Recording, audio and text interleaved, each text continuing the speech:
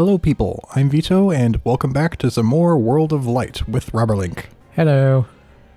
Alright, so where we last left off, I'm trying to think.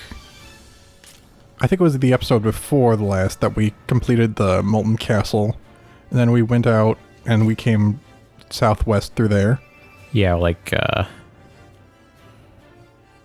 we did some battles in this general area. Yeah, alright, so now we found the green switch, we just need to reach it. It's a few battles away. Oh, just one. Okay. Yep. Kill him. Prepare to be murderized.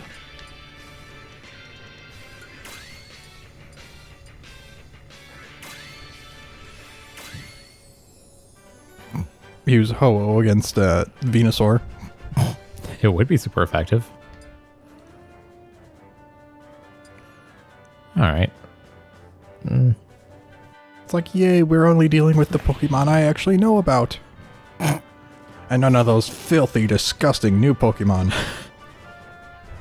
I like how you say that when you're referencing anything beyond Gen 2. Yeah, pretty much. Oh. I think it was Pokemon the movie 2000?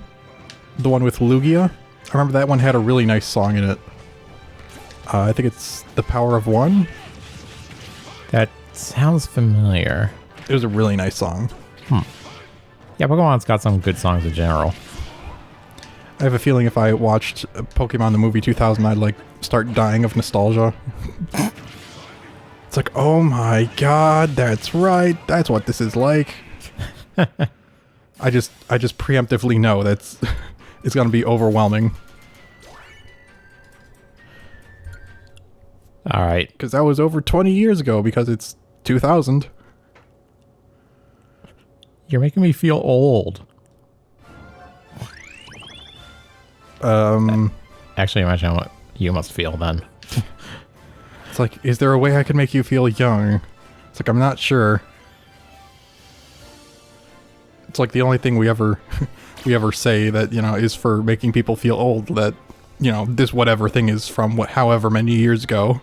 It's like that ever really makes you feel young.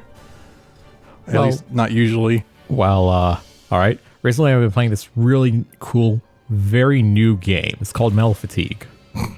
Ah, yes, so new. But actually that would be a good way of segueing into something I thought we could talk about. I was going to talk about how I got into real-time strategy games. Mm-hmm. They just call them RTS for short. They're basically the games where you have you build a base, an army, you build defenses, and you have to manage your resources. Yeah. Those kinds of games. I think the first one I played was probably Star Wars Galactic Battlegrounds. And when I first got it, I didn't even know how to work it. I was left-clicking on units, and then left-clicking on the ground, and they weren't moving. I was like, what do I do with this? And later on, I figured out, you have to left-click on them, and then right-click somewhere for them to move. It's not all left-click. And it's not like I had never heard of the right-click before, either. I just never thought to try it. Because it was your first RTS. Yeah. It's like, I didn't even know how the game really worked at all when I first got it. But then a friend showed me how. I'm not sure if Galactic Battlegrounds was my first RTS, but it was definitely among the first. I think for me it was definitely the first.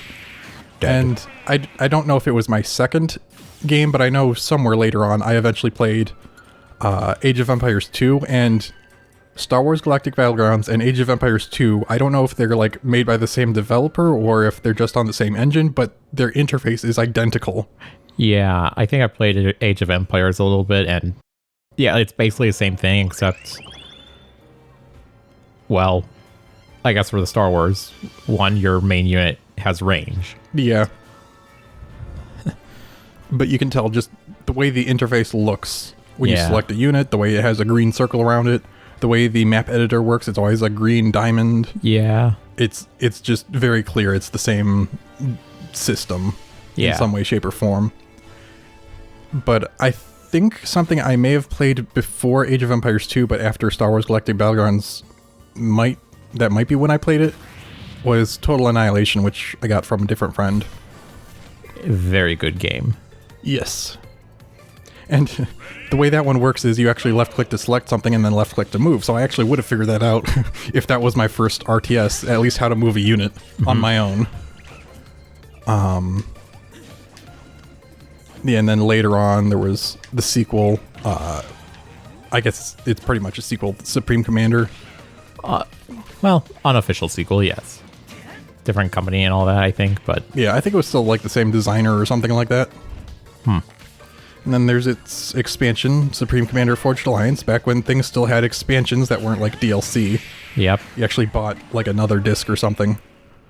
There's also Supreme Commander 2, but we don't talk about that. Yeah, they dumbed it down a lot of the game for that one. One of the big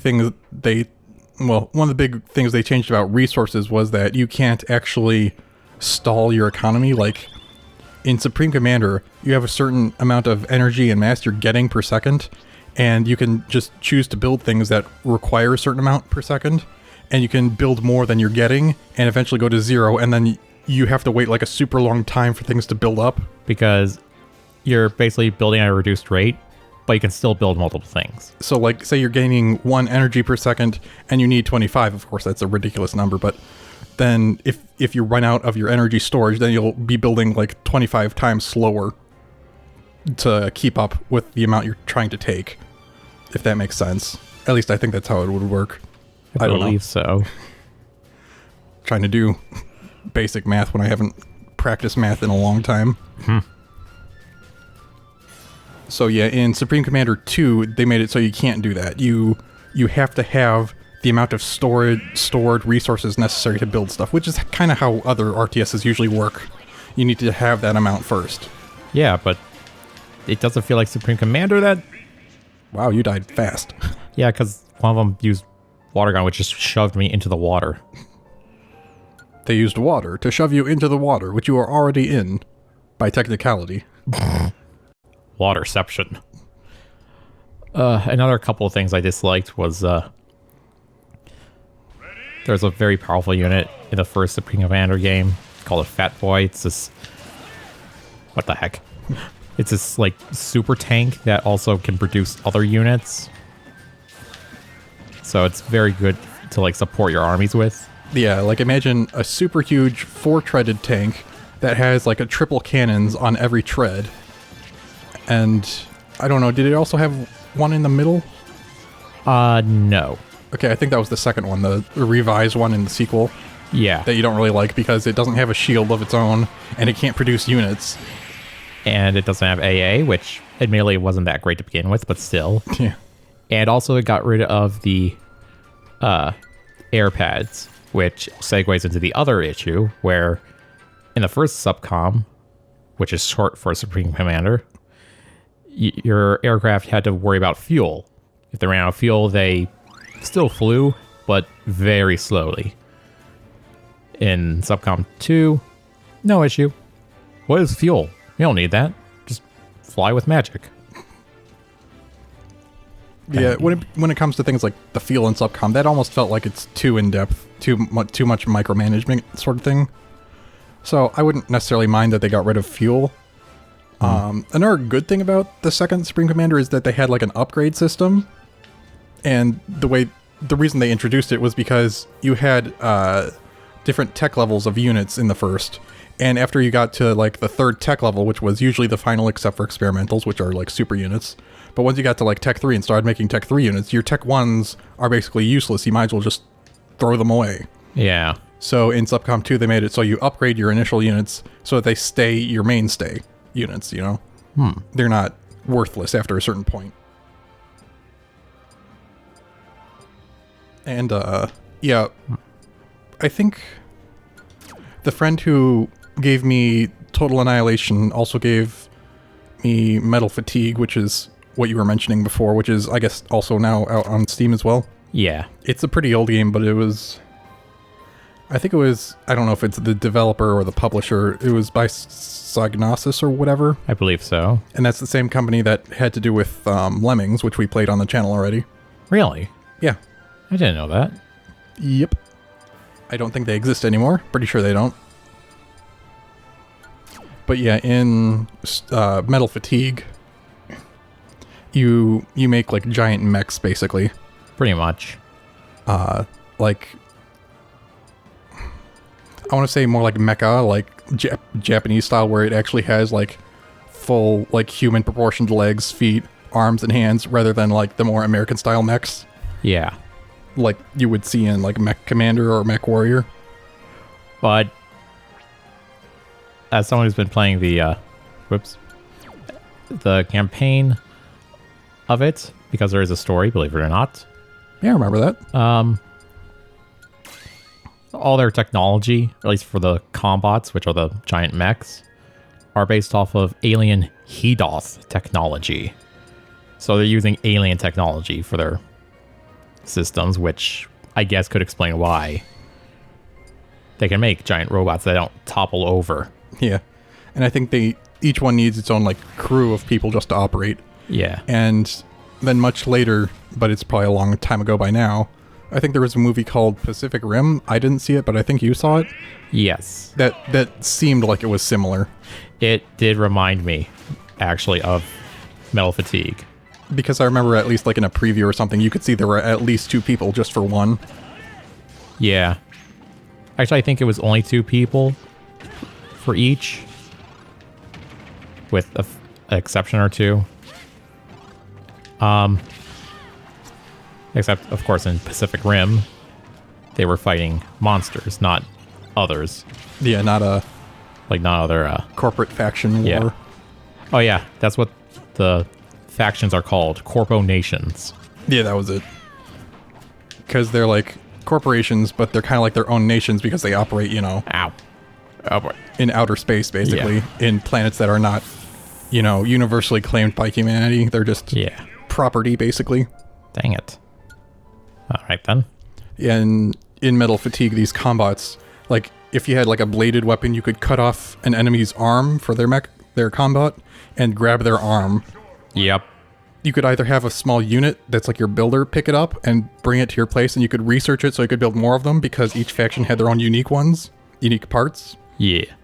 Or if your combat happened to have lost one arm, you could just walk up to it and kind of have it magically come up and attach, like probably magnetically or something, but... Magic, magnetics, same thing. For simplicity, it just kind of floats up to his arm, but you have to command the combat to go there and pick it up. There is one issue I have with the game that I don't know why it's even an issue. For some reason, okay, the little builder units, Yeah. they can repair your forces. However, if you tell them to repair an ally's units, the allies' units will start attacking and trying to kill the builder unit. It's probably a bug. They probably programmed it. It's like, oh, this other faction is trying to do something to my unit. Better counterattack. I don't know. It's weird. I also played a game with WX78 because he got it. Mm-hmm. And same thing happened. Like, I thought, okay, maybe it's just the AI being dumb, but no. I tried to repair one of his units, and his units just automatically were like, this cannot be allowed. Yeah. Because I imagine the way it works in a programming aspect is probably, it detects, if it detects basically a change in health, and then it targets the unit that's the cause of that. I guess. And they forgot to differentiate between, there's an attacking unit and there's a healing unit. And maybe the way they got around that you could still heal your own units okay is that, if it's the same faction, then ignore it. But not same team. Yeah. Master Belch from Earthbound, which we haven't played. Okay. Yeah. Yeah, I have not been paying attention to the actual game for quite a while now because I've been talking about all these RTS games. Honestly, I've kind of been working on autopilot as well. Yeah. It's a weird thing when that happens. So, have you opened all 3 of the colored switches now? Is there one more? I don't know. Oh, I'll check after I clap him. Because I think you've gotten blue and green, and I thought maybe you already got red. So, not sure. You'll have to check.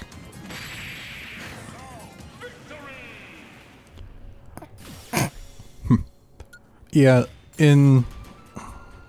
also, another thing that I think the friend that gave me, well, I think I'll just say he goes by Raptor as his pseudonym. So Raptor gave me Total Annihilation, Metal Fatigue, and some other things. I think he let me play StarCraft as well. And I wanted to say, one of the things I was disappointed about in StarCraft 2 is that they didn't make the hybrids their own faction, like fully balanced faction and all that, with their own structures and all that. Right. It's just a few like super powerful units. Because I don't think you've played the first one, but if you played the first one, it was like really hinted that, there's gonna be this new faction in the sequel. I'm pretty sure I played the first one. Like I know I did. Like maybe a little bit of it. Yeah, but I was probably it was so long ago I don't remember anything from the campaign. And even then, I'm sure I wasn't able to beat it. Yeah. What else was I going to say? Hold on, my mind is processing. Yeah, I was gonna say there's a bonus mission you can reach in the expansion for StarCraft, Brood War. If you did something special, like I think you had to beat the previous mission within a time limit. And in this bonus mission, I guess they definitely strongly hint about the existence of these hybrids. Or, basically they tell you that these hybrids exist. So maybe they didn't quite say there was going to be another faction, but I mean, the way I interpreted it for sure was that there was going to be another faction. So... Okay, he's dead. Maybe that was just me coming up with that expectation on my own for no apparent reason. But it was kind of a disappointment to me that they didn't have another faction. Right. In Supreme Commander, when they made the expansion, there was another faction, but everything they own is pretty much asymmetrical, so that bugs the heck out of me. Called the Seraphim.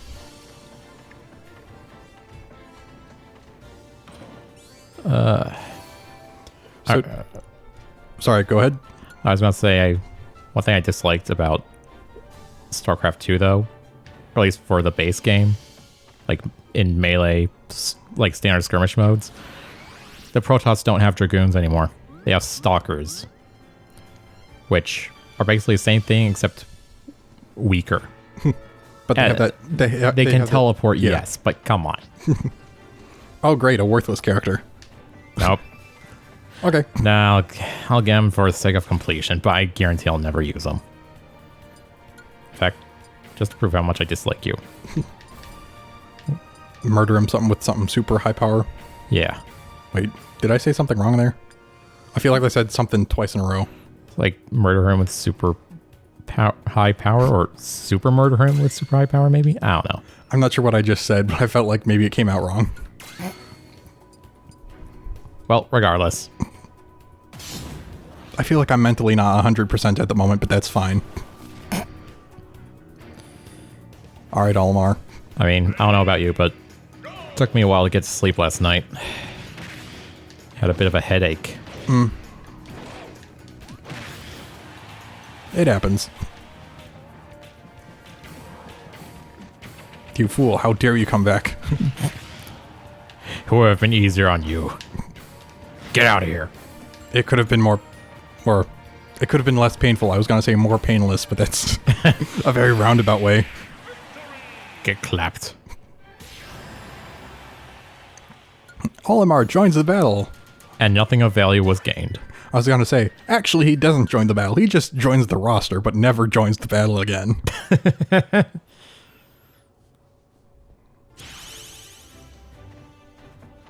Alright, now I got that out of the way.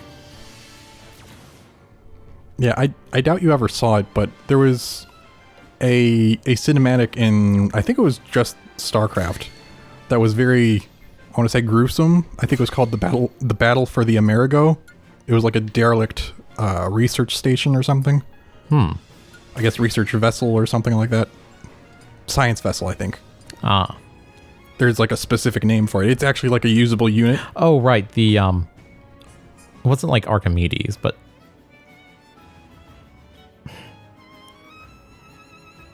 Dang it, I remember it was named after like some ancient philosopher or something. What, Amerigo? Or Wasn't it Magellan or? There was a specific. Oh, no, wait. There was a specific. Okay. How to explain this? Oh wait. In StarCraft, there's the science vessel unit type. Right. There was one of them that was a special named one called Magellan. Okay, that's it. I don't know if it was ever used in the campaign or not, but it was available like in the editor. And then there's another special named one called the Amerigo, which is in the campaign.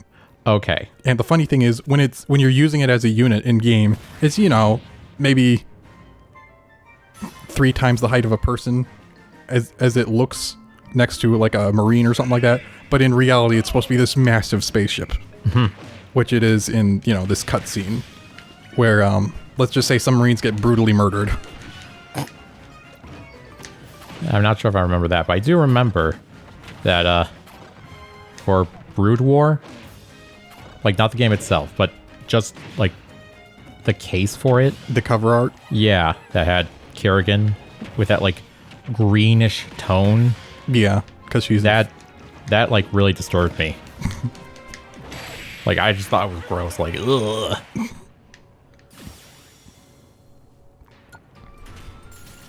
Yeah, I think more recently there was a game called Grey Goo that I played. I haven't played it in a long time now, but I remember there was one time I played it, it had like 3 factions, I think, and then sometime later I played it and it had like a new faction in an update or something like that. I was like, oh, interesting. I don't know if it has even more now or not. Do you want to check the upper left corner? Just with your camera? Yeah, I did earlier, and it looks like all the gates are actually gone. All right, so that's someplace we could go if you'd like. You know what? Sure, let's... Where am I? Right. Nah, I'll just kill these 2. Yeah. Work my way up there. That sounds good. Like maybe we can get to it by the next episode. Yeah. Was there anything else to add about StarCraft and such? I wonder. Oh yeah, I had just mentioned Grey Goo. I don't know if you've played that. I don't even know what that is. It's just an RTS game. One of the factions, I don't remember if it was just called the Goo or something, but oh god, I just remembered a completely different game it kind of reminds me of. I was thinking of a game called Armies of Exego. Oh, that's another one. Yeah. Ow. I don't think I have that anymore because I don't know. I don't know if it's on Steam or anything. I have no idea. I haven't actually looked for half of these games that I know I played, the disc version. Because I know Metal Fatigue and Total Annihilation are now on Steam. I think there's another place called GOG that has games that I know had Total Annihilation a while before Steam did. Yeah, Armies of Exego was interesting. It seemed kind of based on Warcraft, sort of, because there was... Like humans and then beastmen and then the Fallen? Yeah, the Fallen. And the Fallen seemed like whatever that undead race was in Warcraft 3 or whatever. I've never played the other Warcraft games, like 1 or 2. I've played the 3rd. God, I'm just getting a deluge of images from my past. Yeah. About these games. Another game that Raptor let me play was, I think it was Earth 2150 or something like that. It seemed kind of hard to do because you had to actually customize your units in a way and kind of tell them what parts to have before you built them. It was kind of strange. Oh, and there was also Outpost 2. I wonder if that's the game I was thinking of one time. Because I know there's a game that I can't remember the name of. I'll have to look that up. But yeah, also Outpost 2. Yeah, Outpost 2 was like, it looked really old. It had like, pixely looking graphics, and you had to take care of everything like morale, food, things like that. And a lot of the challenge in the campaign missions was just surviving. Yeah. Especially from the Blight, which is just this stuff that grows and eventually covers the entire map. And you basically usually for a lot of the missions had to build up enough food and resources, make some transports, and get the heck out of the map. And then you had to do the same thing because you can only get so far away from this huge wave of stuff that's growing called the Blight. Yep. But yeah, sorry about the voice crack. That was Outpost 2. But then Earth 2150, I don't remember way too much about, but I think the sequel, I think it was Earth 2160. I remember it had this alien race that I think it had just an alien generic unit, that would have to go to a water source, absorb water for a while, and then you could transform it. And there was all these branching transformations. You could make like these alien spaceships, basically, eventually. I do not remember this. I don't know if you've played it. Huh. But the way, just kind of the way that you had to have your units near water, absorbing for a while, and then transform and such, it kind of reminds me of this faction in Grey Goo, this goo faction. Because the goo, I think you just have them sit on a resource pile, and they get, like, they absorb it over time, and then you can, like, make it split into other units. So it was kind of similar in that way. And the way these, I want to say the main goo unit is like a, I think it might have just been called a mother goo, the one that sits on the resources. It's kind of like, having a mobile base, because it's like a mobile headquarters, I guess. You could have more than one of them, of course, but if you had it, that was very fast. Very. If you have this mother goo thing, basically, I want to say go inside of enemy units, and make them, what's the word? Enveloped. If you envelop an enemy unit with a mother goo, it'll just start disintegrating them. What the heck? Oh. Really? You butthead. Wait. Oh. What was the point? I'm going to put this obstacle in your way. Too bad you already have the thing that gets rid of it. I can't even open this. Gosh, dang it. But yeah, so if you had like an army of these goo things, you could just have them kind of slowly wobble over the enemy army. It'll start disintegrating them. Huh. Sounds fun. Certainly interesting. All right. And so here we are at whatever this is. Yeah, whatever this is. It's exactly what I was going to say. So, shall we figure out what it is next episode, or? Yeah, sure. Okay. All right, I hope you enjoyed our talk about RTS games. I did. Stroll down memory lane for us. Yes. And we'll see you guys next time. Goodbye for now. Goodbye.